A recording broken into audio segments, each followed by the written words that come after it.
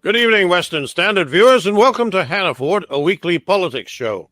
I'm Nigel Hannaford. It is Thursday, June 26th, and my guest today is Simon Hankinson, a senior research fellow in border security and immigration at Washington's Heritage Foundation.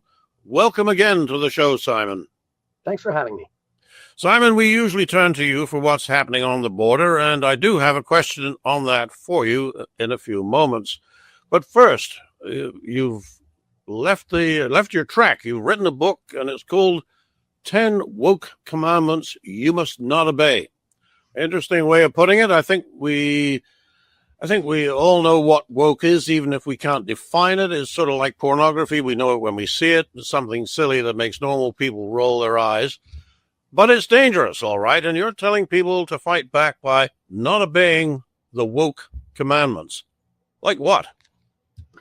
Well, as you say, it's a whole package. We know what woke is when we hear it. I think used to have a pretty innocuous and a positive meaning about being aware of injustice when it's out there. But now it's a series of things that you are instructed to believe. And if you don't believe them, you're going to be canceled. You might lose your job. You might lose your friends. You might have members of your own family turn on you. And I've never, I'm only pushing 60, but I've never seen this before in my lifetime when you had this raft of beliefs. It reminds me very much of what the communist world was like, what life was like in fascist dictatorships, if you read history books. Do you give just a couple examples? You're not supposed to have a nation. You shall reject your nation. You have to reject your history. The United States is a bad, white supremacist, horrible place that wasn't founded in 1776 with the Declaration of Independence, but back in 1619 with the first arrival of chattel slaves. You must not know what a woman is. You must not know what a man is, even though we all know what those things are and can define them very simply. You must trust the media and institutions, even though we can watch those institutions crumble in front of us, and the media has never had lower credibility and lower trust in my lifetime. So you're expected to believe all of these things, even if your own eyes tell you that they are false. And I'm saying that you have to fight. This is the time to stand up for what you believe in and to stand up for truth. Well, I think you're talking our language, but a lot of people say, well, all right, yeah, this has happened to me or it's happened to my neighbor. And in fact, I know several people who are in private business, never mind in government, who have had to go and listen to the DEI presentation and sign off that they've got it. And, any pushback is not appreciated. So how did we go from this being something that happened in left-wing governments to something that happens in fairly non-political or even slightly conservative-minded businesses?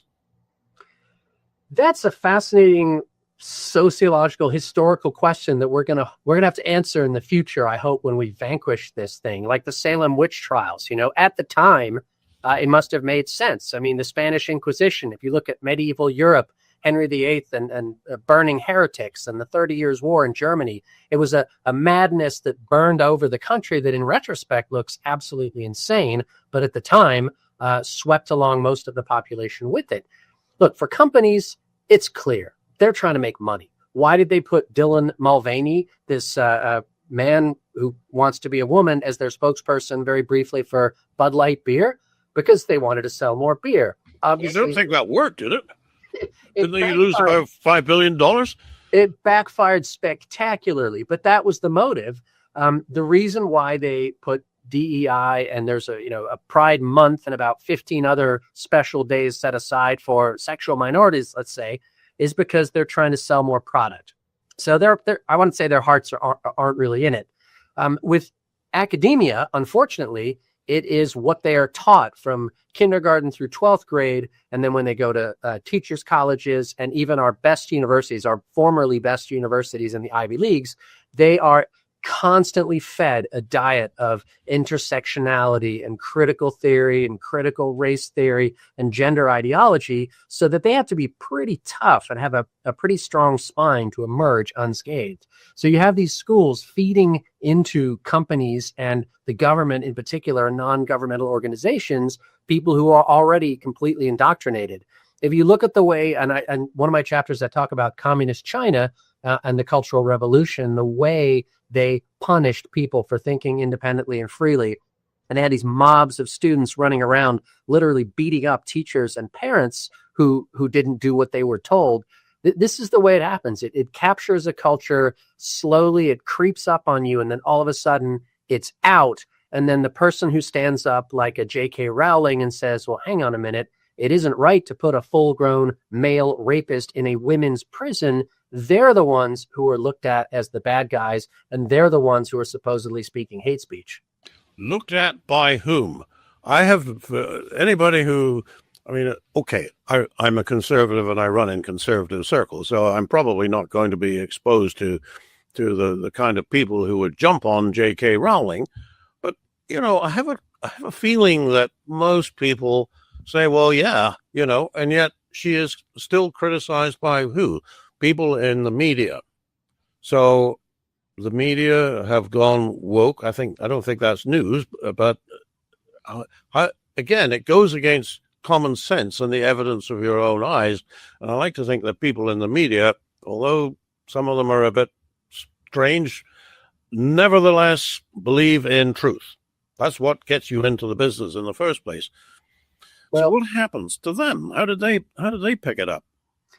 Yeah, chapter 7 of my book is called "You Will Bear False Witness, Trust the Media."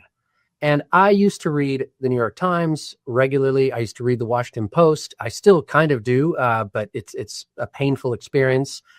And these are not the same newspapers that they were 30 years ago. Newspapers are obviously made up of editors and writers, and the culture has shifted. There was a famous meeting, I think it was around 2016, where the editor of the New York Times was meeting with a bunch of younger journalists, and they were essentially telling him, look, we should not be objective as reporters. We should cover every story through a lens of racial justice, social justice, gender ideology, so that we say the right thing. And instead of having an editorial page and then people who just wrote what they felt was the objective truth and thought and allowed readers to make up their own minds, we now have headlines that essentially are opinion pieces. They're not analysis. And we have articles that are so biased that they should not appear in a straight news section. And I've got example after example in my book from CNN, from the Washington Post, from the New York Times, from USA Today. All of our legacy media, sort of 90% of the media that people consume, has lost credibility, which is why they're turning to alternative sites in the United States, like the Daily Caller and the Daily Signal and the Daily Wire. I don't know why Daily is such a popular title, but they're turning to sites where they think they can get something that it may be ideologically based, but at least they're not pretending to be objective. And the objective old school media like CNN are just losing viewers and readers by the legion. Well, now there's a current example of that. I'd like you to comment on this. A week ago, the U.S. Air Force bombed the Fordo site in Iran. And from what we can tell and from what the Israelis on the ground have reported, did significant damage, enough to set back the Iranian nuclear program for a very long time, if not forever. Then a source, an unnamed source, and therefore completely unaccountable, is supposed to have appeared, which said, no, we didn't do that at all. Trump's overblowing what he's done. And it gets picked up by the two institutions that you just mentioned, CNN and the New York Times. I look at that and I say that's obviously just sowing a lie so that there is some doubt, so that President Trump cannot be given any credit for anything. It's a little bit like the Russia hoax. There was nothing to it, but it served the purpose of discrediting him in the eyes of many at a significant time. How do you see this particular story about the no, we didn't do any damage line that they're taking? Well, first of all, it's very distressing to me as someone who formerly had a top secret clearance and never leaked anything, to have people whose job it is to keep our nation's secrets leaking them for partisan purposes. That disgusts me. I don't care if you agree with it or not. It is your job to keep those secrets. That's why you get paid and why you get a pension. So that's a very distressing phenomenon, that now we can't trust some people who are in positions of extreme sensitivity, even in the White House. So you think there really is a source here, and this is not just completely fabricated? I don't know. I don't know. But I do know that there have been a lot of leaks, particularly under the Trump administration, that probably are coming from legitimate sources. And I think that is disgraceful, and anyone who does that should be severely punished. Now, let's look at CNN. In my book, I look at one case. There was a hostage whose name was Hersh Goldberg Pollen, and he was kidnapped by Hamas on October 7th. He was kept in captivity. I think his arm had been half blown off, and eventually he was killed. And the headline from CNN, the first headline they had was that Hersh Goldberg Pollen has died. As if somehow he had, caught an illness and passed away. They took the action verb, they took the responsibility away, and I don't believe that was accidental. That maybe they just didn't have all the information. Give you another example in the New York Times. On one day, their headline page, and I wanted to have a picture of this in the book, but they wanted $1,500 for the privilege, so I decided not to. And they had a picture of Kamala Harris sort of looking like this, staring like George Washington off into the distance, looking beautiful and nicely dressed. And then below it, they had a cartoon of Donald Trump as a claymation sort of orange balloon floating in the sky with ridiculous yellow hair. So it's ways like that they bias the reader. They cover Trump, whether you like him or not. They do not cover him objectively. Every single article on that page was critical of Trump and positive toward Harris. So I'm afraid they start with an agenda, and it's inductive reasoning. They try to prove the point that they want to make. So with this CNN story, I frankly don't know. We obviously, you and I, do not have access to the classified intelligence that the Israelis have, and that hopefully our guys have, that will tell us what really happened. And it may be true that we don't even have accurate reports, because these places, a lot of them were underground. They were extremely well protected, at least as far as the Iranians could protect them. So maybe we don't have incredibly accurate intelligence about what happened. I don't know. But what I don't ever do is believe what I hear, coming off the battlefield, or the first report after a mass shooting or a bombing or an international event. So it's a twin phenomenon of bad things here. We've got one, people potentially leaking, or at least trying to spin things in a way for political advantage and not for the national interest. And then we have media that is deliberately trying to cover it in a way that will minimize any possible advantage to President Trump and maximize criticism. Because look, Trump will make mistakes in foreign policy. Every president does, and he will win some and he will lose some.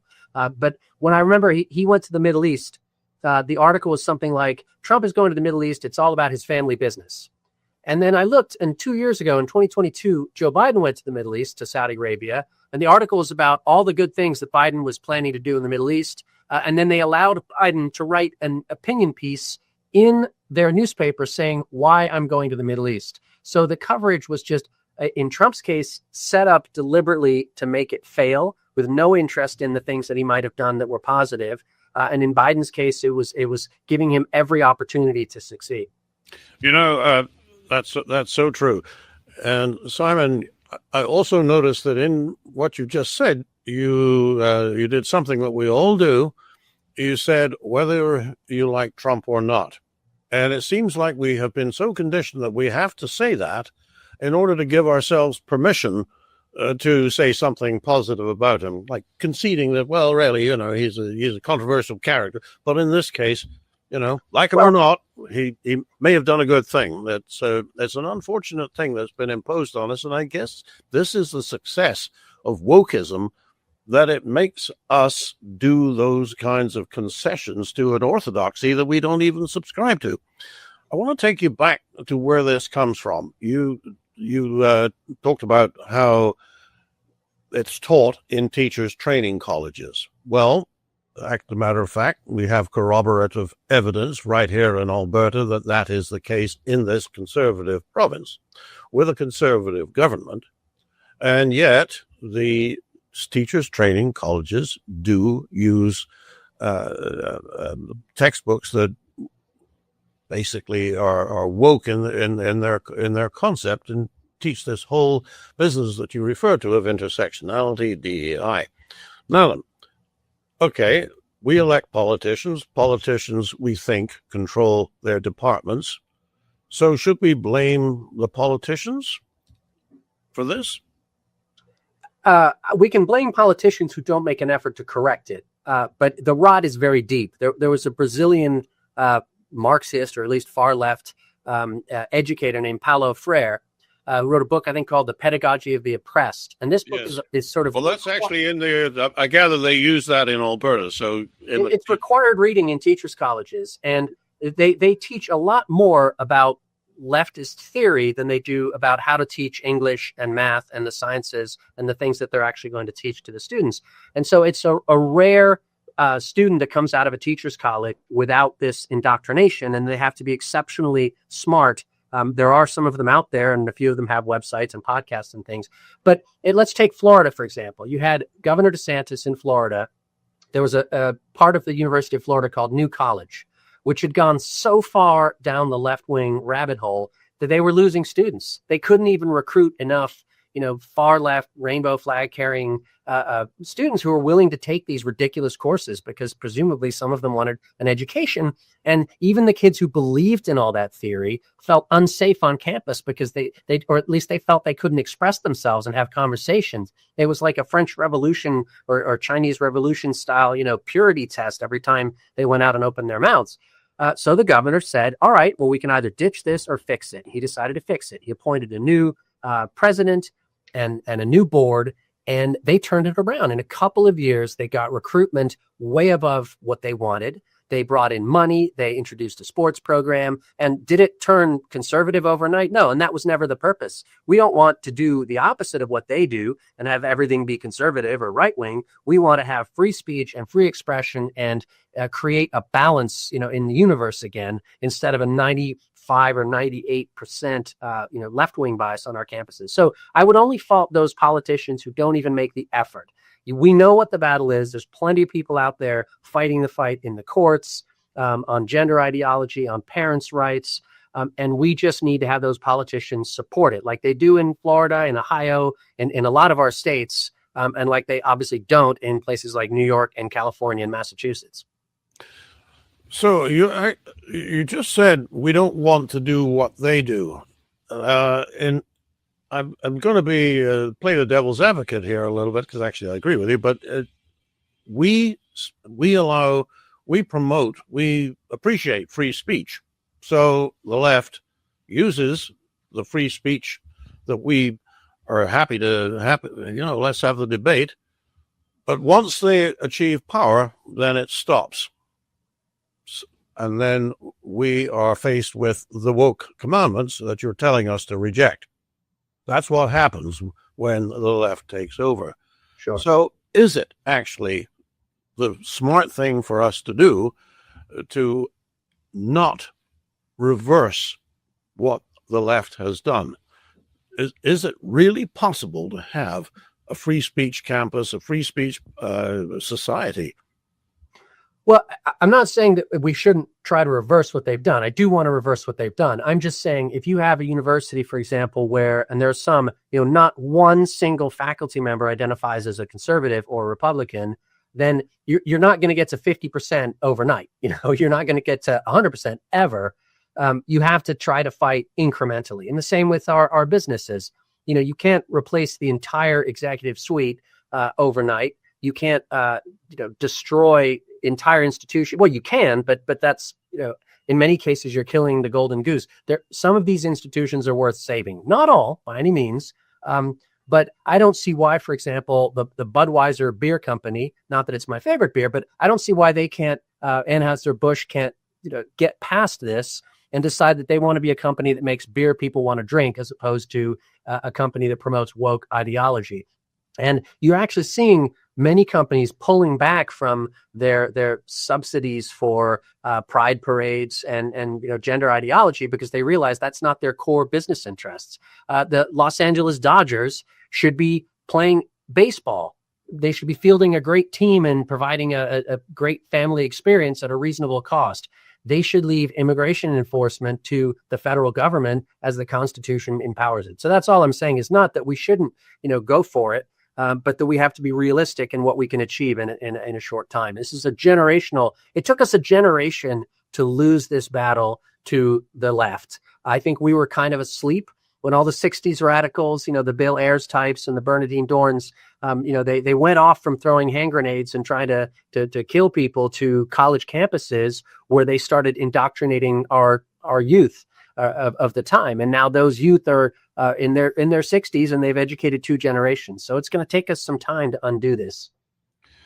So I think a lot of what you said about the corporate America, and by the way, corporate Canada too, rolling back their support for woke causes, has been attributable to one man, Robbie Starbuck, who's really taken that show on the road and done incredibly well with it. The courage of one individual and a sense of purpose is obviously one of the takeaways from this discussion, is that each individual has to fight this battle. But let me give you we're almost out of time, but what encouragement can you give to somebody in this situation? You're working for a bank, and you're at a middle management position. They like you. You're probably going to go further, and they pull you in one day and they tell you, well, you need to go to this course, and at the end of the course, we're going to ask you to just agree on the following suite of woke values, all of which you've enumerated in your book. So there he sits. The kids need braces. The mortgage is not paid off. The future is kind of his to grasp, but there is this test of conscience.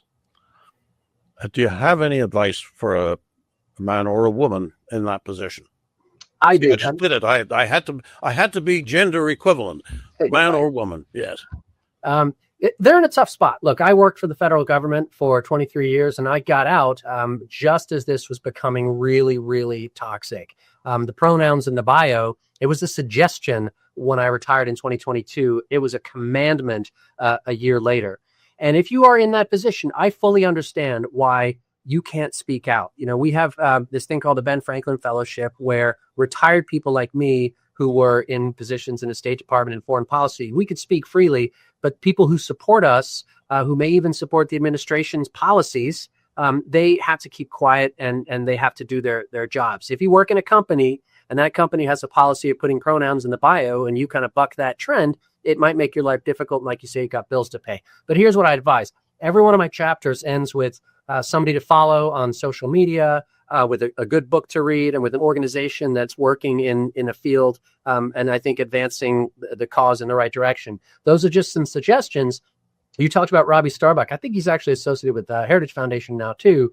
Chris Rufo from the Manhattan Institute has done incredible work. And there are other whistleblowers out there and people writing about it. Leor Sapir at Manhattan Institute writing about gender ideology. You should blow that whistle. You should let those guys know, shine the light of public interest on your company. If they're doing something that's illegal, for example, they have scholarships open or internships only to people of one color or one sex. Once people find out about that, that company might change their minds. The Department of Justice has gone from suing fire departments for not hiring enough women and police departments for not hiring enough people of color to actually enforcing civil rights law. And they are going after, under Harmeet Dillon, companies that discriminate against people for reasons that are illegal. So I think the way to go, if you're in that company, is maybe not always to stand up and put your hand in the air and maybe get struck by corporate lightning, but to let somebody know and make the company defend that policy. And if it's defensible, great. But if it's illegal, then people will find out and they may have to experience some litigation. Okay. Now, I did say that I would come back to you for a quick progress check on Canadian border administration. Are we doing any better? I have not heard anything about the northern border in weeks. Is that good? I would say that's pretty good. I would say no news is good news. I will say this purely personally. I don't meddle in other countries' politics, but I was very impressed by Pierre Poilievre. I will never forget his destruction of a reporter while he was eating an apple, and I thought he would have been a fantastic counterpart to have north of the border, especially after you've experimented with 10, 12 years of Justin Trudeau's Liberal government. But hey, you guys get to pick your leaders, and I wish you all the best with that. On the border, I sense that things have improved. On the southern border, things are 90+% better in terms of illegal crossers, and we have enforcement in the interior of people who are here illegally. And fortunately, they're not Canadians, because you guys can come here under so many legal ways. And we have so much positive trade with Canada. So I'm going to touch wood as I say this, but I feel like between the US and Canada, things are looking better. That's wonderful news, Simon. Look, it's always a pleasure to have you on the show. So thank you again. I think this is your third time. It's really good to see you. So God bless. And for the Western Standard, I'm Nigel Hannaford.